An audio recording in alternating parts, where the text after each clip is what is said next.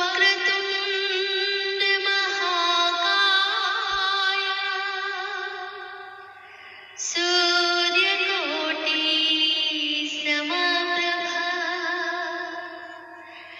निर्विघ्नं कुरु मे देव सर्वकार्येषु सर्वदा।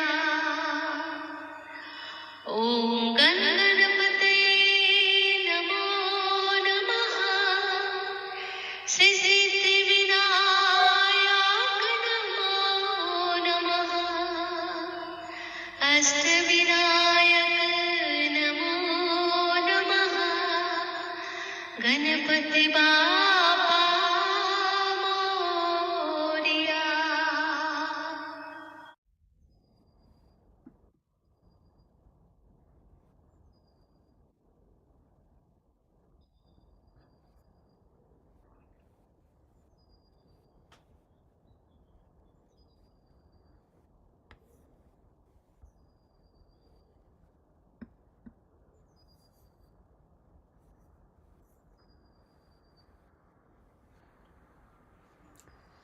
Sound Shri Krishna, Jai Jananda, Jai Swaminarayan, Sai Ram. Om Shanti. Om.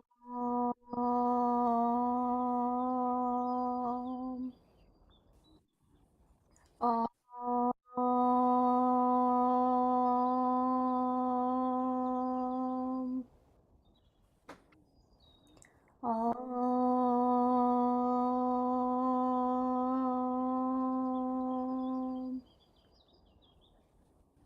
Om Bhurbhuva Swaha Tatsavitурvarenyam Bhargo Devasya Dhimai Dhiyo Yo Na Prachodayat.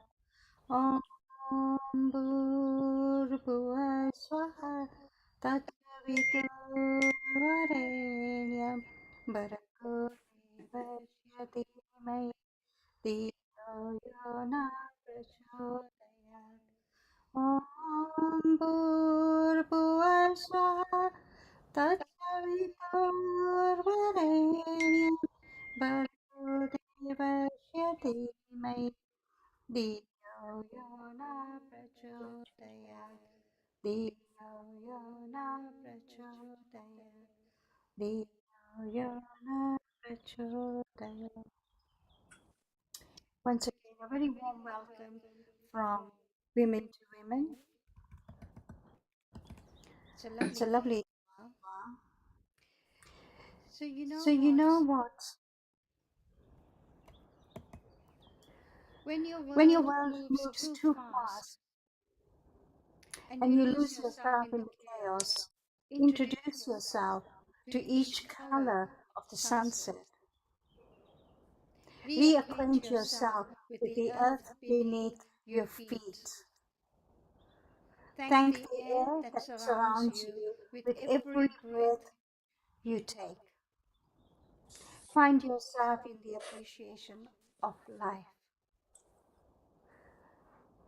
Can I invite Nidhi Ben, please? Good morning. Om Shanti. And happy Easter Sunday to everyone. Happy Sunday. Om Shanti Nidhi. Om Shanti Nidhi Ben. Om Shanti. We do as well. Every religion, every festival has its beautiful significance. And Easter is amazing, you know.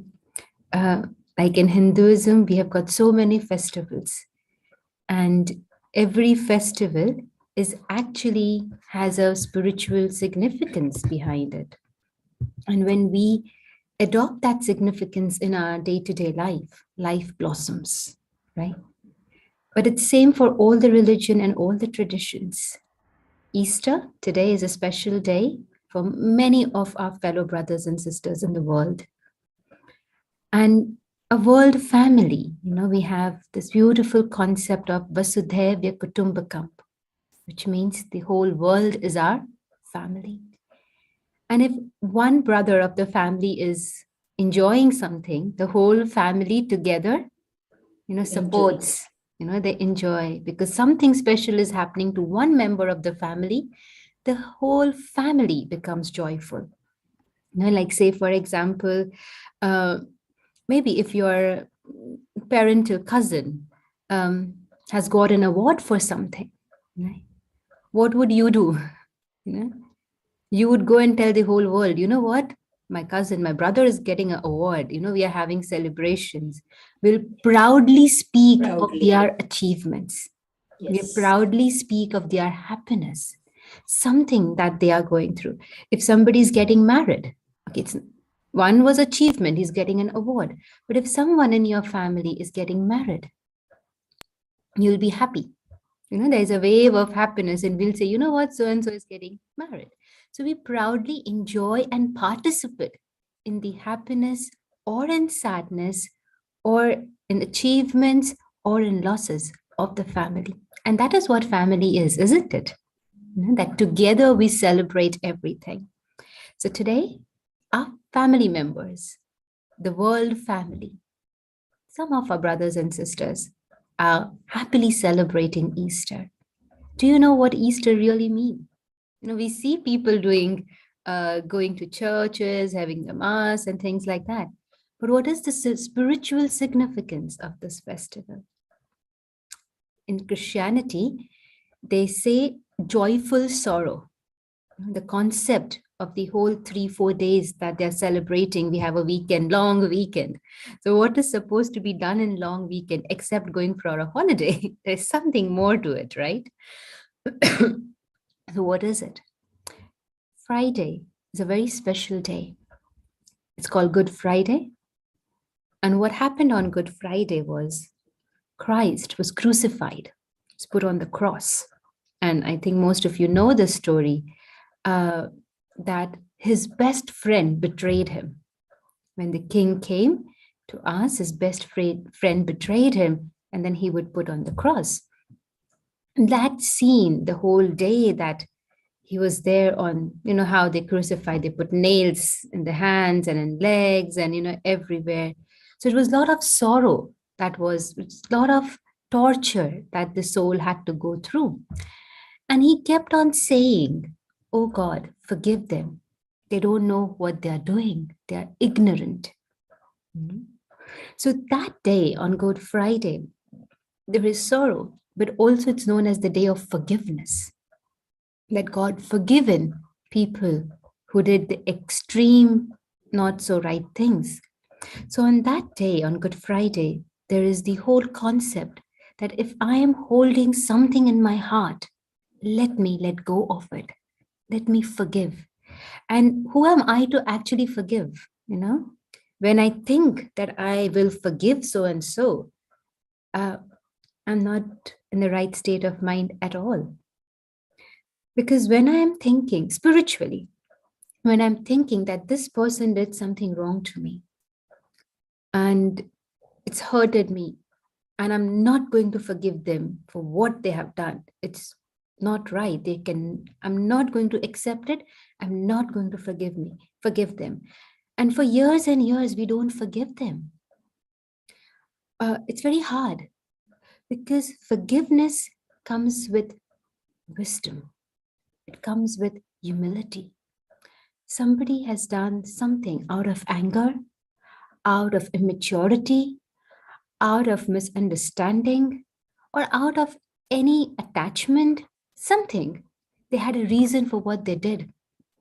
Everybody has a reason for what they are doing. I'm not going to get into if the reason is right or wrong, but they have a reason, right? Whatever they have done.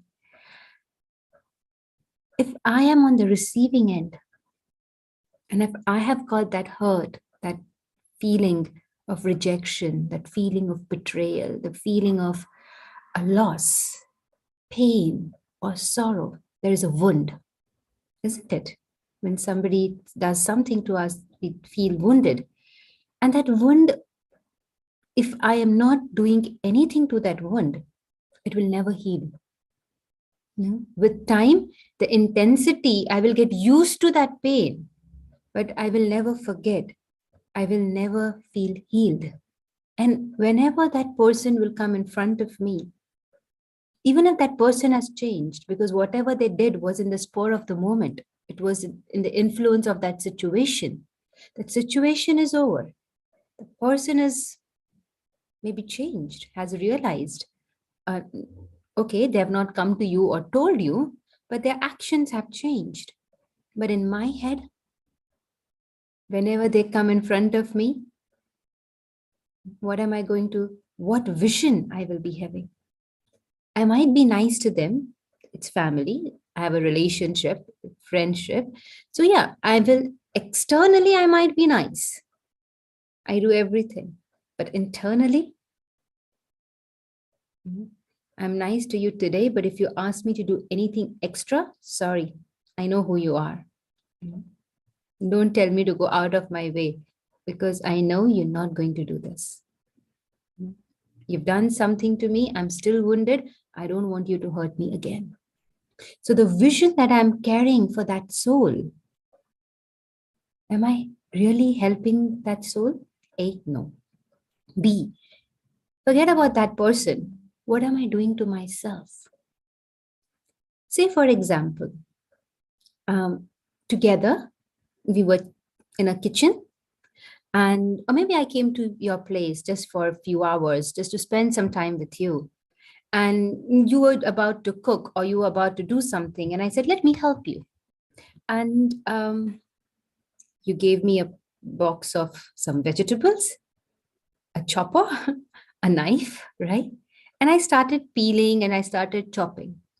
Now, when I'm chopping a vegetable that is there in my hand, you got up from your chair and you fumbled or something happened. There was some disorientation that happened and I got a push. No, sometimes you fall, right? So I got a push. And because I had knife and I was chopping it in my hand, that knife actually, instead of chopping the vegetable, I got a little bit of cut, slight cut.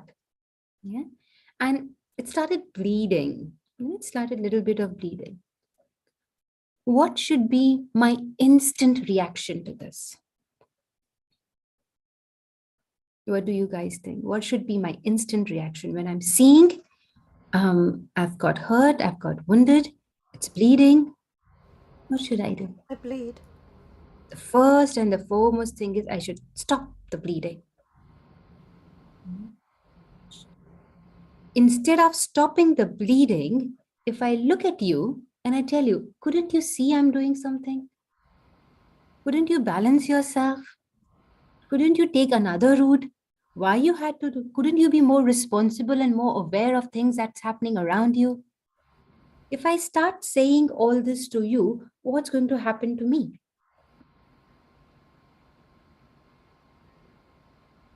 The wound? It won't hurt. It won't heal. It will start bleeding. Losing the blood. To keep bleeding. And that will create a mess because it would now fall on my clothes and things. So I could have instantly stopped it at that moment, right?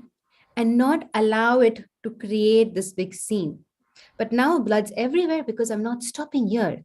I'm questioning, I'm challenging, I'm accusing, I'm trying to tell them what wrong they have done, and I'm angry. So this is the pain here in my hand already because of the wound. And there is a pain inside as well that is coming out as anger, that's coming out as irritation, that's coming out as frustration, right? But in that moment, I am rejecting myself. I'm thinking I'm telling this person exactly what they're supposed to do, where they have made a mistake, what they have to do, everything about it. But at that time, I'm rejecting myself.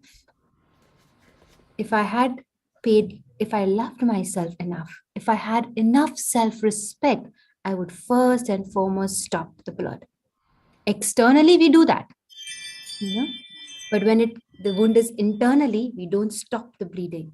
We challenge, we argue, we tell them what right they have to do, what wrong they did, why this whole scenario happened, where they were wrong, what did should be, all those kind. The whole long saga takes place. Now the blood's everywhere. Remember, I have not healed this, right? I have not healed my wound. Now the blood's spotted everywhere.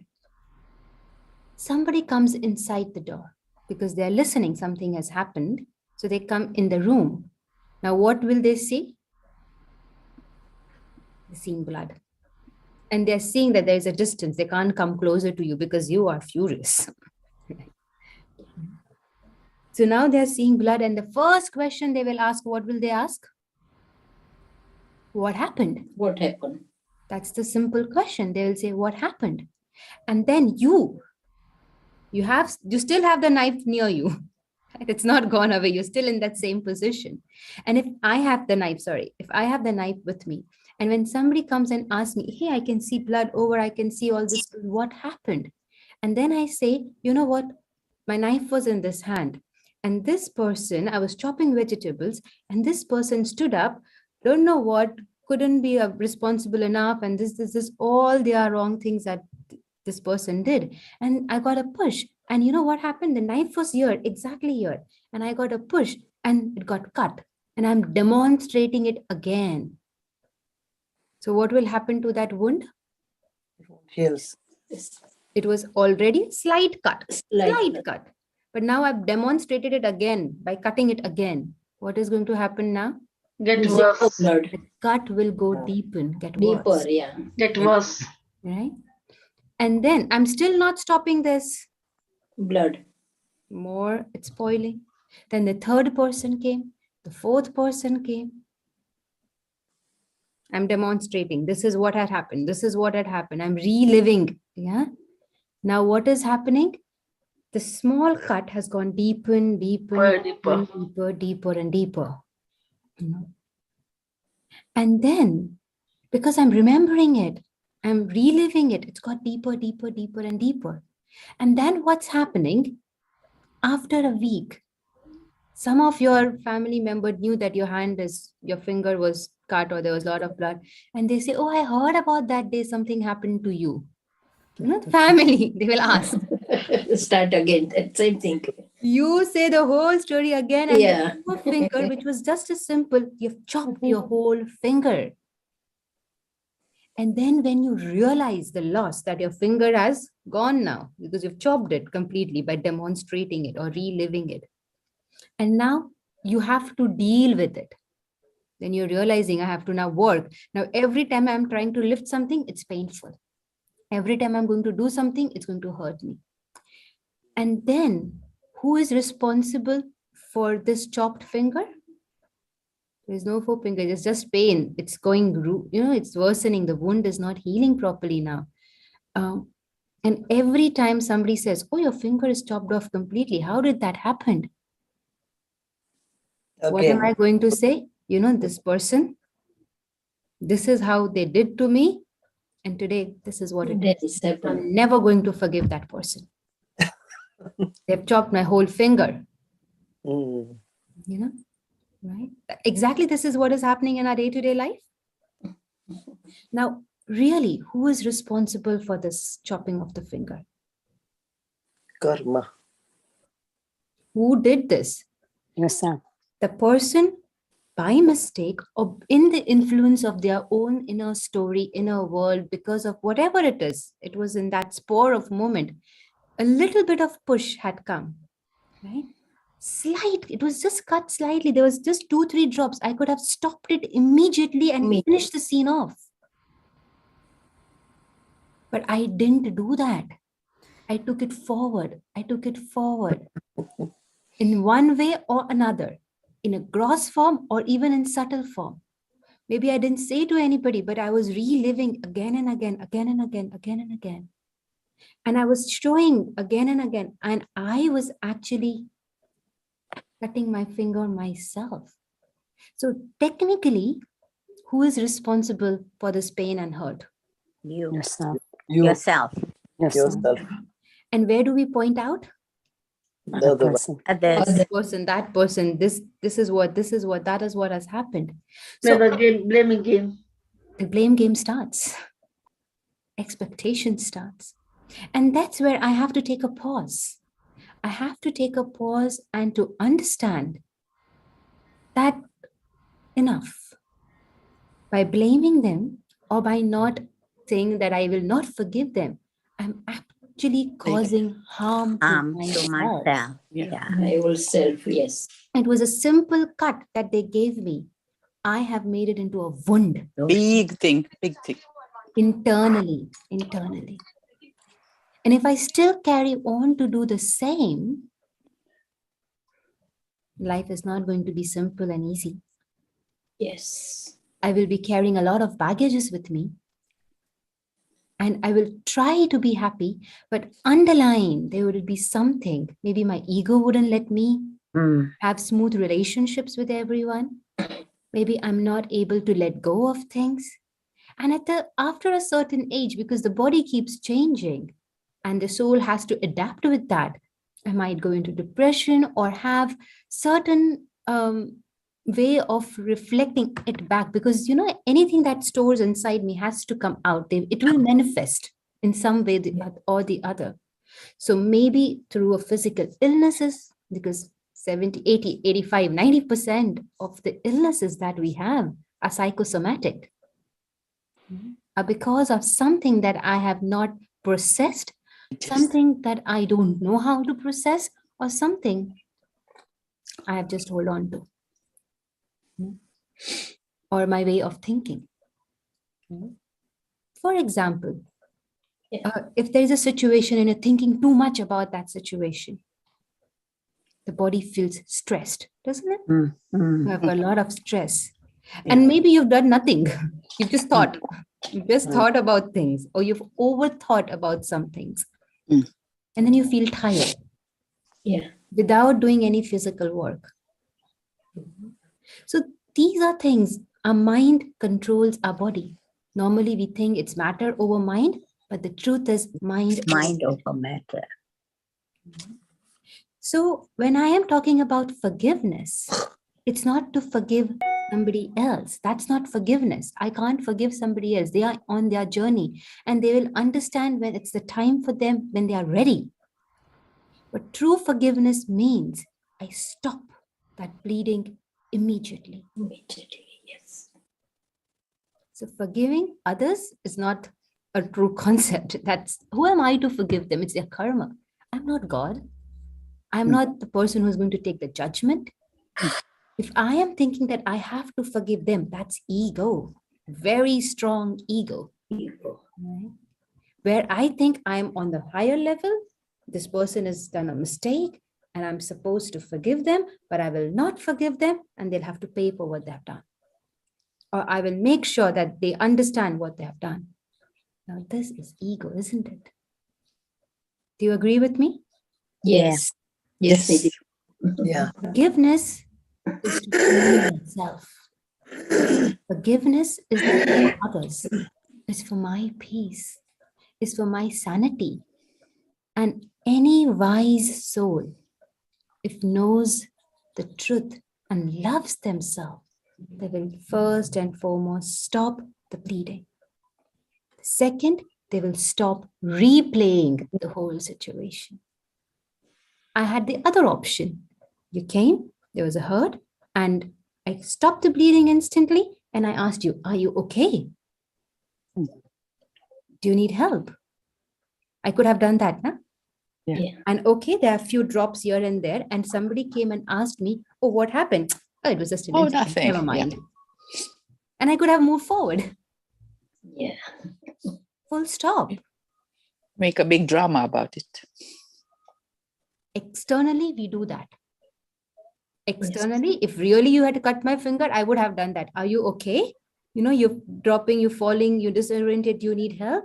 I would put some bandage instantly, wash my clothes and finished. Externally, we all do because that's the right thing. It's sensible thing. And it's something that's visible. But the inner hurt, the inner wound, nobody sees the drops, blood drops spilled all over. And therefore, it's hard for me to reflect, introspect, and take the decision there. Stop it there. Ego. Absolutely. And we think that I have to forgive them, but we never think that I have to dissolve my ego. Exactly. Yeah. And when an individual starts working on it, they grow, they blossom. So the whole process of healing, exactly when Christ was crucified, that's what he said, God forgive them. He didn't say, I will forgive you. You're doing this to me, I'm going to forgive you. No, he said, God forgive them. They don't know what they are doing. So he didn't accept that hurt pain himself, but he gave it to the Supreme. So Good Friday is a reminder for us to understand what true forgiveness is. And then, as the story goes, that the body, of course, Jesus slept, it's Jesus and Christ. So it's two souls in one body, the soul of the Christ and the soul of Jesus. Yes. And then the body, because they say the Holy Spirit, the child, and the Father, there's three things together working. So when Jesus leaves the body is like dead, right? So they take him off the cross and put him in a cave in darkness, total darkness. And they close the cave with a big stone, which is impossible for a human person to move. It's been sealed, right? And that's what happens to us. People get those hurt, wound, there's blood all over. And then we go into darkness of depression, of hurt and pain, things we can't see. There's no light within us. There's sadness, there's sorrow, there's depression, and things like that. And it's not easy for us to come out of it. Mm-hmm. And so what is happening that happened on Friday. On Sunday, they thought he's dead completely, right? So they went back to the cave. Interestingly, the body was not in the cave. It was open. There was no dead body. There was nobody in the cave, right? And few of them saw Jesus' body as light. The gross body had disappeared. The body of flesh and bone had disappeared. But there was like a kind of body of light, right? And that body of light actually signified reawakening from darkness to come into light. So Easter was a very happy day for them, is a very happy day for them, rather, because it signifies rebirth. It signifies that we're going to be healed, we're going to be saved. If we have done the right karma, God's going to save us. He will be there for us. He saved Jesus, and then he's still there around us to protect us, to save us, forgive us from all our sins. Right? And we can see Panna Ben has got this Easter eggs, right, around in her thing. So Easter egg again is an oval shape. And you see, oval shape is very, very significant in most of the religion. Like say for Muslims, they have this, when you go to Makkah, they have an oval shaped stone, which is called Sange Aswad. They worship that oval shaped stone. In Hinduism, you have Jyotirling, which is actually kind of overlay. Every temple, church, masjid, gurudwara, or you go to any Zoroastrian center, they have fire, they have flame. You go to temple, we have a diya. In church, you have a candle. Masjid, you have a chirag. You go to a fire temple, gurudwara, you've got the fire flame. The shape of the flame is also like an oval shape, an egg shape. It signifies the importance and the existence of soul. I, the soul, very pure, originally, peaceful, powerful. But due to the process of my human journey, whilst I take human body, and in the human journey, what actually is happening is I am being influenced, colored by the experiences that I'm acquiring according to my capacity. Situation is very neutral, but my perception towards it will bring that color onto me. Like say, for example, if two twins are walking on the road and they see a dog, and the dog starts barking. Now, one child would go towards the dog because he's an animal lover. He likes animal. He's curious to see what is happening and might start playing. But the other one might get scared and develop fear. So it's again upon the personality and the way people or the soul sees things, shape them, shape their identity, shapes their personalities. Colors has an influence. But the best color is when I am in the company of the Supreme, the Divine. And that company, we say Sangaka Rangalagya. You get colored by the company. So whose company do I always have? With whom am I? When somebody loves someone deeply, truly, like say, for example, I meet someone, I fall in love with that person. Gradually, I don't even realize because I am in the company of that person physically as well as emotionally. Sometimes I'm not in the company of the person physically, but mentally, yes, I am, because I'm thinking of that person. I'm appreciating that person. I like what they do, how they do. I feel special because of them, things like that. They're always on my mind. So I am in the company of that person.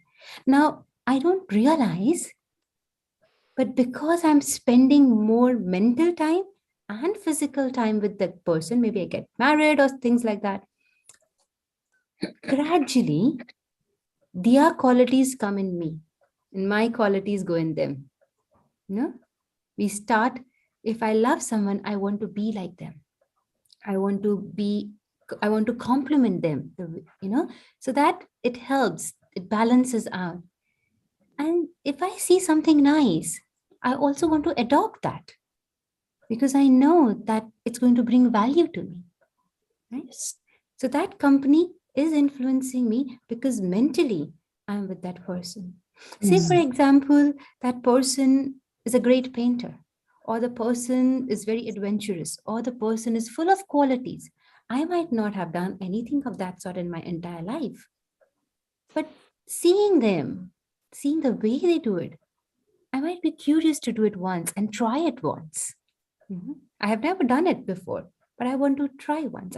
I'm happy to let go of my fear because I know, I trust that if this person is with me, I might be able to do it properly. I might have never taken a brush or done a painting, but I might try, make something very silly, but I'll enjoy that process. I'll feel good about that process. So that company is actually coloring me and making me into a better person. But if I am with someone who has a toxic kind of character, now that company is also going to color me. So there's this game is going to constantly be happening. But can I take a pause and say to myself that let me get colored with such colors that no external influence, good or bad, impacts me? Can I be in the company of that supreme divine source, that I get colored by his qualities, that I am able to not hold on to any hurt, anyone's actions or their behaviors, because they're on that journey out of anger, out of attachment, even out of ego, they have done something. It's their karma. When they come to me, in that moment, am I able to calm them down? I am hurt. Yes, I am hurt by their actions. That person pushed me, I got cut. I stopped that. Okay, it's painful, it's bleeding. I'm in that moment, there's a lot of pain. I might cry, that's fine. But along with holding on to that, am I able to calm that person down? If that person needs to listen something, am I able to tell that person that? Am I able to do something that in that moment that person calms down? And of course, there are other people who will help them to do that. And then next, when they see me or meet me or talk to me, am I able to have an open heart forget everything that has happened and greet them with smile and do what's right to be done from my end. Mhm. You know, that's life. And when I am doing it, I'm not doing a ihsan on them. I'm not being nice to them. No, Nice to yourself. that's my self-respect. What is self-respect? It's very easy. Sometimes we complicate and we mix self-respect with ego, right? Self-respect is being true to yourself. Yourself. And what is the self? Self is not this, Nidhi, or this is just a role that I'm playing. I am a soul. No? That's what is said in Gita, that's what is said in Bible and in Quran, that this is a body and we are the soul. Now, if I identify that soul and the qualities of the soul, that's me. I'm loving, peaceful, positive, originally, innately. And if I respect myself, I'm going to use those qualities in action. But if I am influenced by your behavior and I'm not using my qualities, it's ego. So a person can be rude to you, that's fine. Are you able to be nice to them? That is self-respect. And some people do argue that if you do, they will just walk over you. Yeah. Be nice to them. I'm not talking about being subservient to them. I'm talking about holding your dignity and be who you are. And when I'm able to hold my dignity with healthy boundaries, I'm safe. Nobody can walk over me. But to stop them walking over me, I just have to fence it. I just have to guard it. I don't have to react in the same way they reacted to me. Yes. Because when I do the same thing that they did for tat, kind of thing, I'm creating my karma. And karma never forgets address and the name. It will come back to me in one form or another. I have to go through the suffering that I am creating, because I'm planting the seed. So happy Easter means to relight, reignite, and have the wisdom of understanding. They say knowledge is might, knowledge is light. So when I get the knowledge of who I am, I have the understanding of who I am, then automatically what happens is I am able to bring lightness, that brightness, the light of wisdom inside me. The darkness finishes. And the darkness of ignorance, the darkness of hatred, the darkness of heaviness of any sort or negativity of any sorts finishes. And there is reawakening. There is reawakening. So the whole Easter, the festival of Easter, helps us to understand this process. And it's a family. So if a family member is giving us a message, let's adopt it. Let's have that humility to accept and work on ourselves. So today is a Sunday, Easter Sunday. We've got a lot of time. There's a lot of happy celebrations happening outside. The atmosphere is quite happy. The sun is out. The weather is very good. So let me bring the sun within me. Let me bring that light inside me. And in meditation right now, let us heal ourselves. Meditation comes from a Latin word called medere, which means to heal. So all the wounds that I have given to myself, all the things which are unprocessed. And sometimes we do process, but we process the way we think it's right. We think according to my understanding, according to my intelligence, again, the ego, So we are processing with the help of the ego. It's not going to help you heal completely. It will leave something, some residue it will leave. In Hindi, they say, ansh se vansh paida ho jata. Thoda sa ansh gaya, it will create a big thing. It's like a seed. So when you process things with ego, with your understanding, with your beliefs and your conditional thinking and what you have. Okay, major part will be healed, no doubt, because you are doing that process, you're putting that attention on yourself, but there are some residues left. Now, these residues sometimes come together and over a period of time, they're piled up and they become a big thing. And then you burst out. It comes out in many ways, many ways. And I'm suffering, my relationships are suffering, everything else is suffering. So it's a time today we can invest few minutes going within, reflecting, staying there, and start the healing process with right understanding, not with ego. I know it takes time to understand, it takes time to go and do this, it takes time, it will require a little bit of time, but it's possible. It's possible. So are you ready for that? Shall we do it together? Yeah? Yes. Okay. So let's sit very comfortably, whichever position is comfortable to you.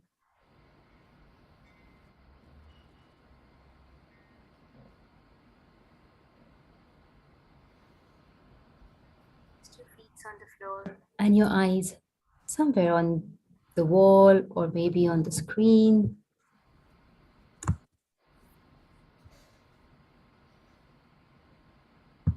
Take few deep breaths and allow yourself to come in this present moment.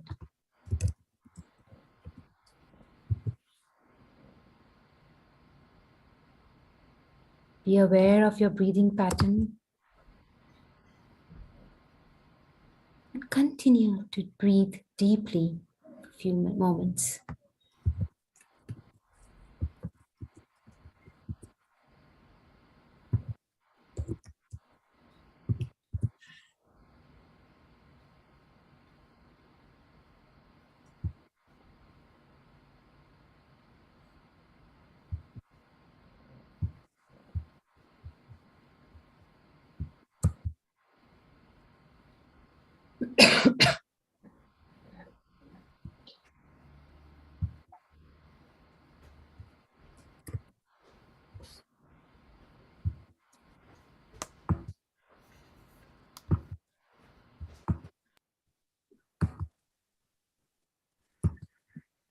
When I am in my present moment,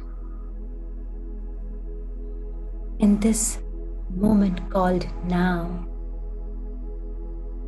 just free from everything. And in this moment,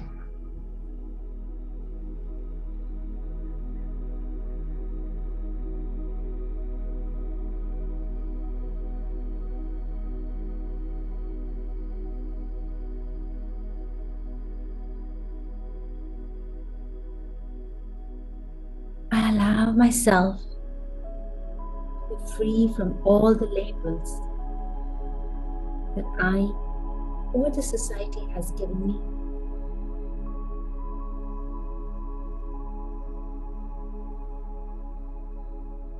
I let go of all my roles that I am playing.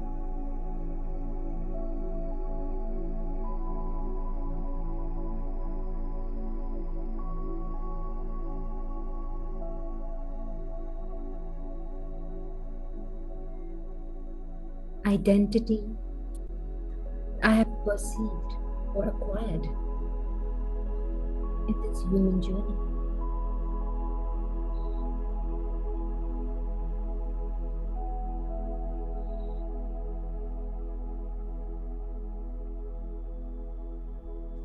I go within myself.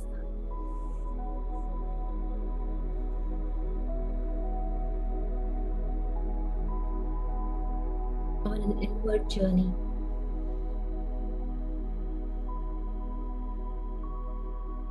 And in the mirror of my mind, I see my own reflection of who truly I am, my true self. free. It's real. I have got no awareness in this moment. Any labels that I'm carrying. Zero awareness of my role.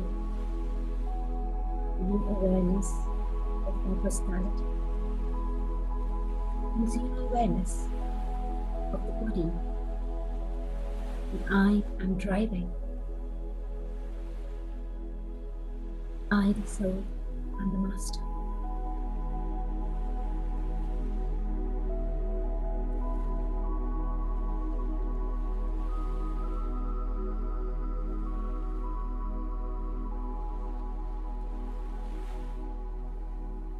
See myself as a point of light.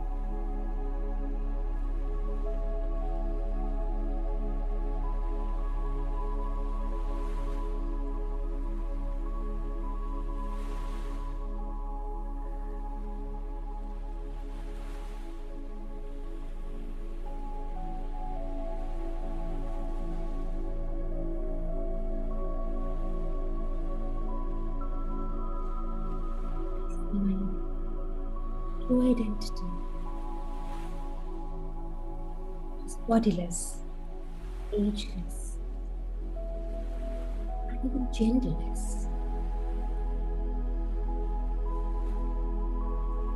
I am this beautiful point of energy, radiating.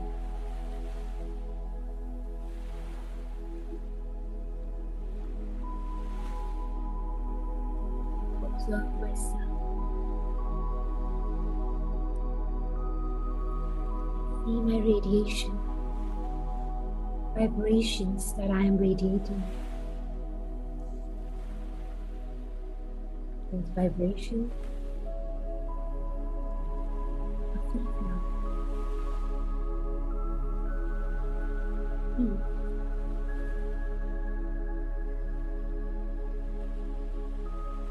This freedom and joy.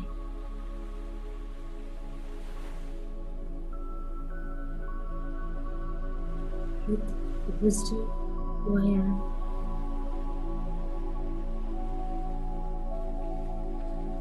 Allows me to experience my own strengths and power that I hold.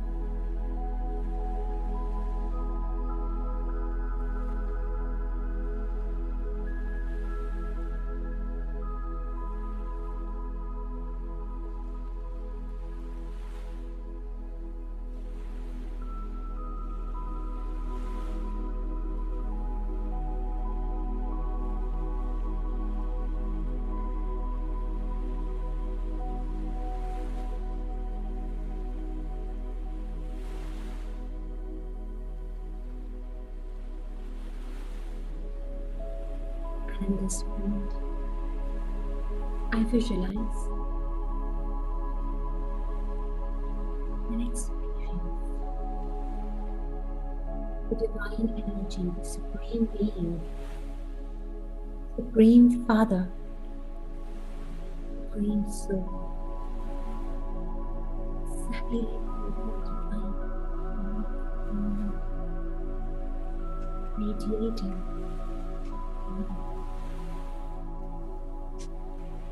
Visualize God in front of me.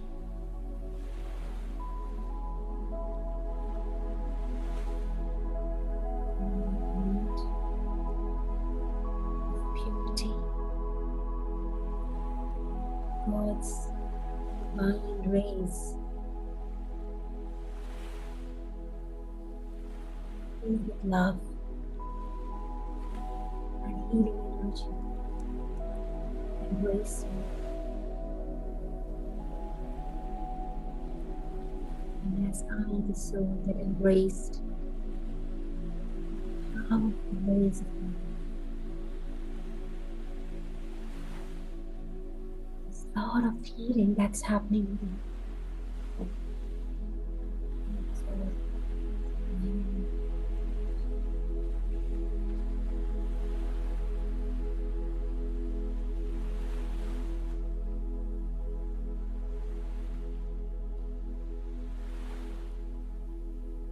rain, acceptance. I can feel this wind.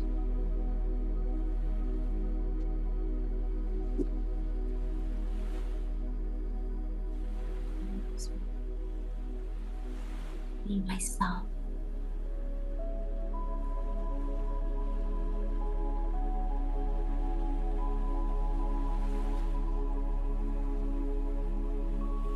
Allows my inner goodness to surface.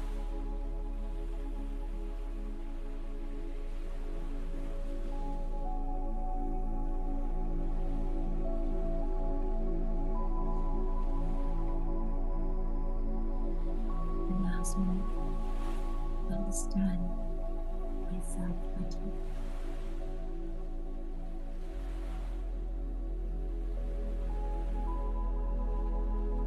Gives me power, which I can let go of deep stuff, more silent,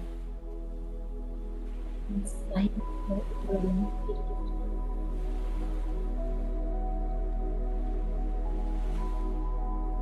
I can feel myself moving. With freshness, self.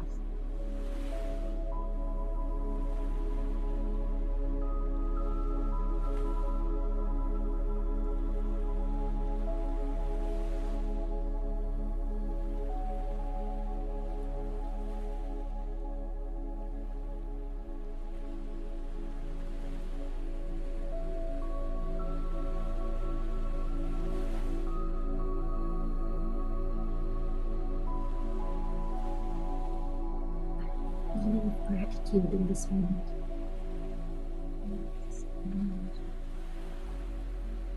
God, my Father, who created towards each and every soul has shaped me one way or another. Learn, grow, even during the deepest, darkest times of my life.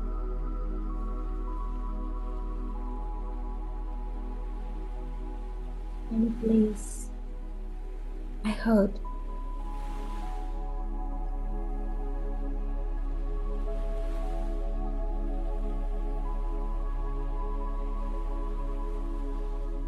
respect myself who I am,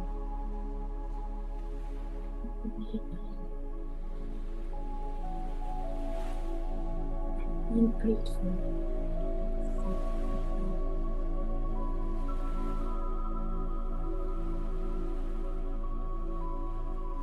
filling my heart loved of humility.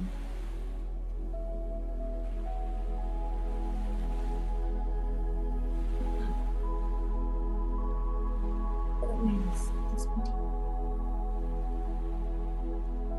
I come back. The awareness of my roles and my responsibilities. Fresh energy,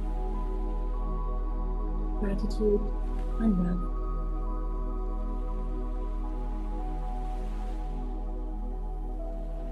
In this moment, I realize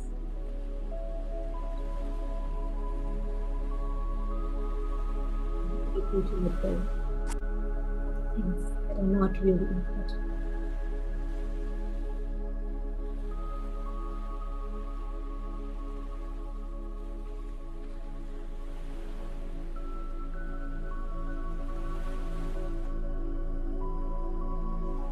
Gently open my eyes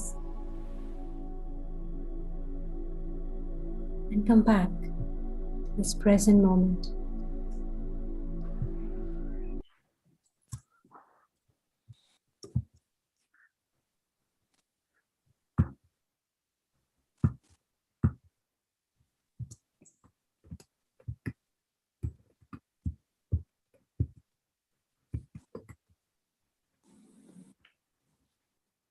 Thank you. Om Shanti. Om Shanti. Om Santi. Thank you, Nidhi Ben. Thank you. Thank you all for giving me an Thank you, opportunity Nidhi Devi. call today. Wonderful. Have a happy Wow, we really enjoyed it. Nice. Thank you. Same to you. Shanti. Om Shanti. Thank you so much. Om Shanti. Om Shanti. Om Shanti. Nidhi Ben. Om Shanti, Nidhi Ben. Thank you. Om Shanti. Have a lovely Easter weekend. Thank you. Thank Om you. Shanti. Thank you, To you. Panna Ben, and thank you, Nidhi Ben. Thank you, Nidhi Thank Ben. you, Panna Very Ben. nice. Thank you. Panna Ben. Thank you, Nidhi Ben. Thank Thank you so much. You're welcome. Thank you. Nicely explained. Very nicely. Very well. Enjoyed. Thank you. More relaxed now. True. Thank you. Thank you, Nidhi Ben. Happy Easter to everybody. Happy Thank Easter. you, Thank Manora you. Ben. Thank you Everybody very have much. good Feel Easter. more relaxed. Thank you, Panna Ben. Ranju Ben wants to say something. Happy Ranju Ben? Sure. નિધિબેન આજે તમે explain કર્યું ઈસ્ટરનું time એનો proper meaning ખબર પડી. It was very Very true. Thank you. Story ખબર હતી પણ explanation best હતું. એટલું બધું નહોતું યાર. નિધિબેને Good. આટલું deeply નથી ખબર. બહુ ફાઇન એક્સપ્લેન કર્યું. Thank you નિધિબેન. Very nice. Good start of the day. Positive thoughts. Good. We can Yeah. Yeah. Nicely explained, Nidhi Ben. So, can I take leave, Panna? Yes. Yes. Have a good weekend, Nidhi Ben. See Thank you. Have a good Thank week, you. everybody. Thank you. Have a good weekend, everyone. Happy Easter to everybody. Take Happy Easter, care. Panna Ben. Happy Easter, Panna Ben. Panna, have a good day. Thank you, Panna Ben. Thank you, everybody. Thank you, Panna Ben. Thank you. And thank you, Nidhi Ben. Bye. Happy Easter to you all. To Pannaben. Thank you, Panna Ben. Thank you. You're welcome. Great.